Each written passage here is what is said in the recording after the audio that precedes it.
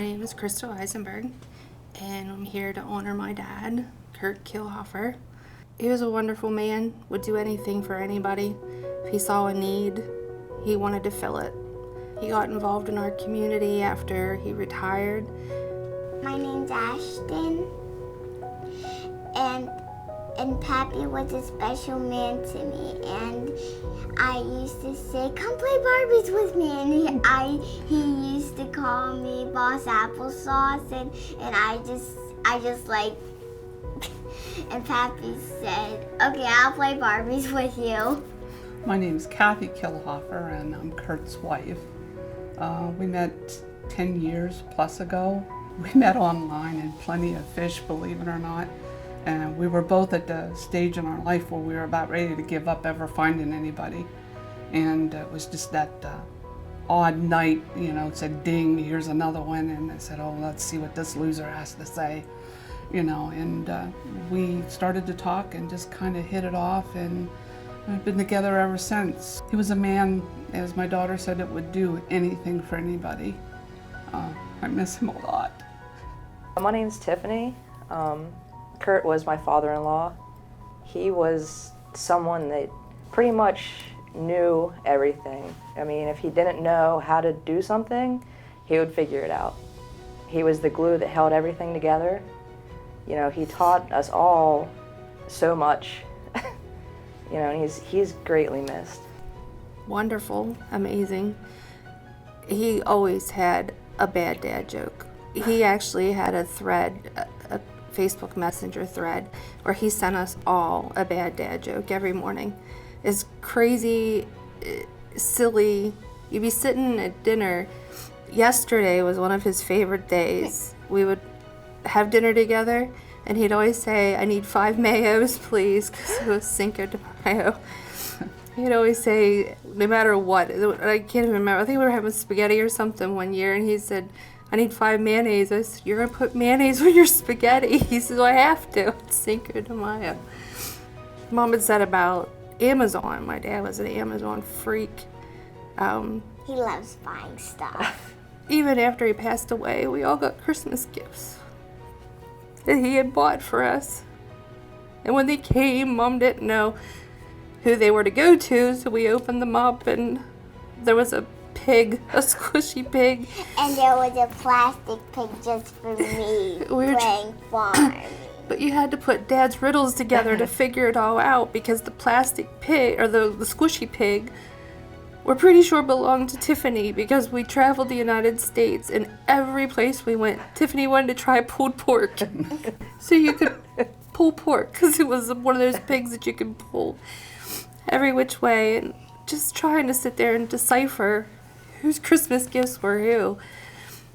It was Dad's wit, you had to go back to a dad joke, like, okay, what dad joke did this go back to? Who laughed the most, or who did he get hung up on this? That's just, was him. Well, Kurt became a firefighter because we were sitting in the family room, and he looked at me and he said, "I think I want to join the fire company." And I said, "Really? You just retired?" And I said, "You want to join the fire company?" He said, "Yeah, I don't want to run into burning buildings or anything."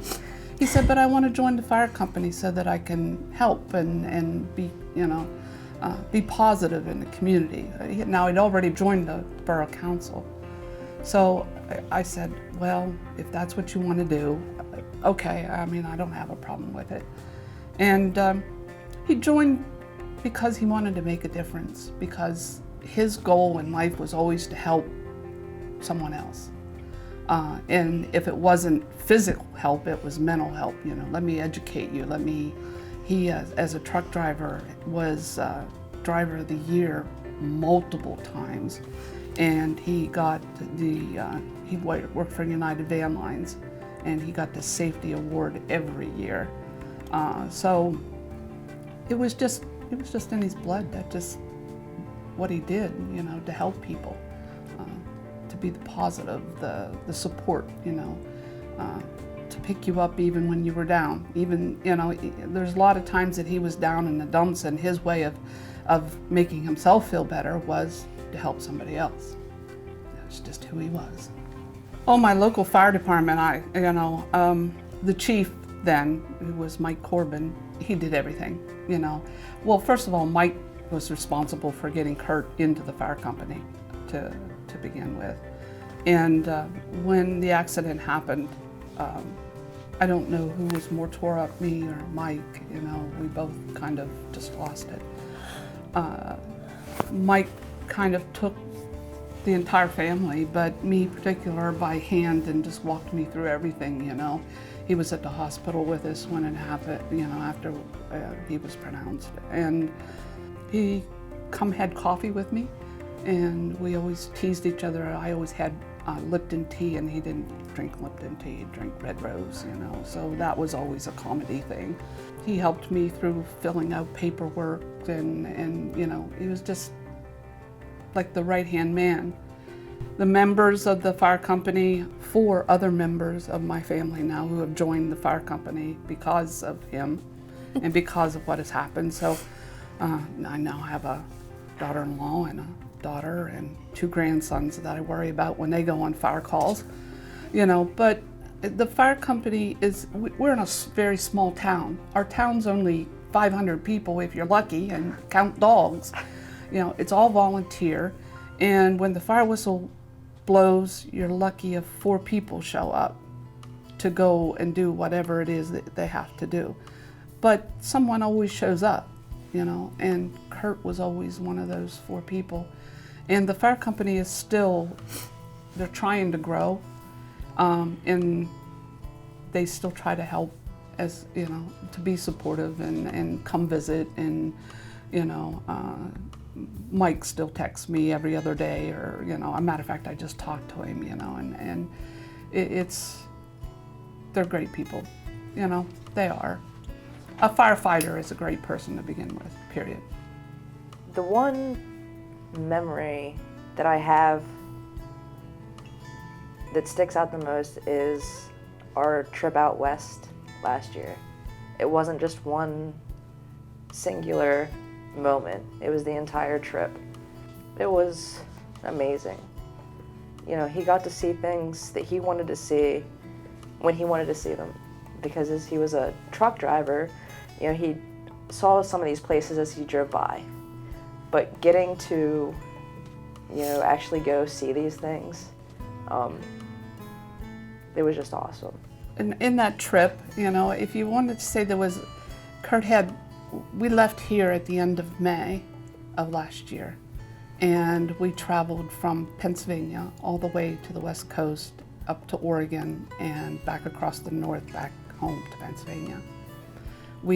Our goal was for 2 weeks, but we left at the end of May, and we came back at the beginning of July. Of the whole trip that the only thing he wanted to do was go to Carlsbad Caverns. That's it. That's all he wanted to do. And so here we are going down into this cave, and he's just at awe because he's finally getting to see this cave. And this cave is immense. I mean, you can spend hours there. And finally we got through it, or 3/4 of the way through it. We finally said, okay, enough's enough. We're bored. This is, how many. So, that letting him see that was worth it, because that was the only thing of the whole trip, of a whole month, that he really, really wanted to see, was that. Well, I have 2 things that I can remember. So one, we went to the caves to explore stuff, the dripping water that we saw, and it was dark, but we saw some lions in there, and a lot of people were there. And when we went outside the cave, we got to dump rocks into the water and put them kind of in a basket, I think, and shake the water off in the dirt. It was so colorful. Pappy and me took some home, and the second time I remember, we Did you remember we went camping? Mm-hmm. We went camping and me and Pappy explored some stuff and we heard bushing rattle and we saw a lake and we saw kind of like pine cones and yeah, it was pretty fun. Everybody else was talking about our trip out west. Dad and I were the only drivers. Don't know whether it was because we didn't trust anybody else to drive or car sick or whatever, but we were the only drivers. But every morning he would make me report to the hotel parking lot, and we had to do a safety check of my truck and his truck. We had to check all the fluids, we had to check the lights, so I'm trying to load 4 or 5 people into my truck, and Dad's wanting me to check my blinkers, but you know what, I look at it now, and Dad he would buy you a manual. If you didn't know how to do something, he'd buy you a manual. We got our son a truck, an old used truck. He purchased a manual off of Amazon because it didn't have the manual with it.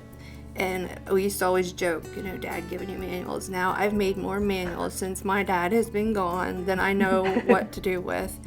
And he always used to get on me about getting into borough council and the fire department. And I was like, Dad, I'm fine. I'm cool.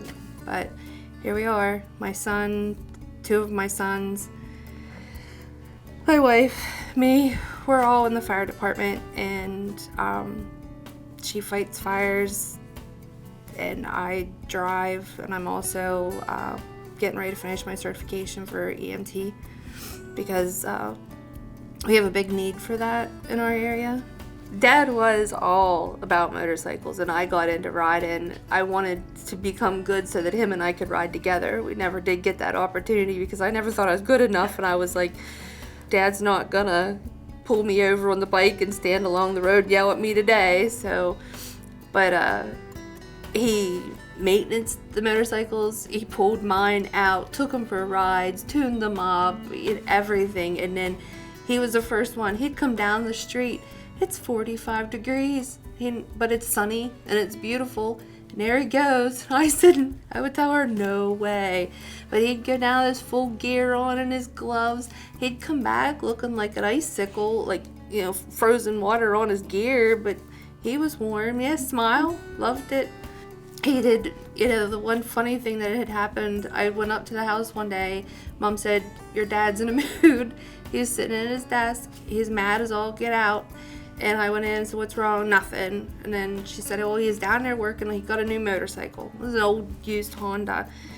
And I went back in. I said, what's wrong with it? He said, well, it won't start. It won't do nothing. So I went downstairs and I took the keys. Here he had the kill switch on.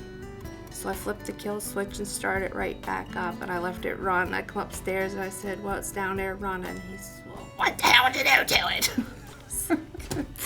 He'd been at it for hours and he was mad. Mom was like, I can't deal with him today, because hours he was down there trying to figure it out. But he loved his motorcycle. He was all about safety. He'd always yell at my son. My son has a crotch rocket, drives it like a lunatic too. Dad would always, slow it down. Do you know that this happened? He'd always hit you with statistics. He'd always say, do you know that this year and this year? And do you know that, this is the fastest way to get killed on a motorcycle? I mean, he would, Sunday dinner, you wonder who. Well, about motorcycles, we currently have 5 motorcycles at our house. Yeah. 2 of them are hers, but, he has 3. And we have probably 6 helmets. There's winter gear, there's summer gear, there's rain gear. There's this glove and that glove, and you have socks and you have pads and there's suitcases, satchels, and there's not much you don't have where it comes to a motorcycle. My favorite moment was when he asked me to marry him.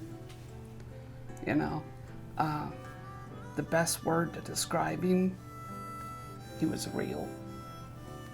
There wasn't anything fake about him. I said Pappy's the best. Pappy loves to play Barbies. He was a very honorable man. When I grow up, I want to be like my dad. And he lives on. He'll always live on with us all. Here's to you, with that smile on your face. Here's to you, and what I want to raise to this moment we share.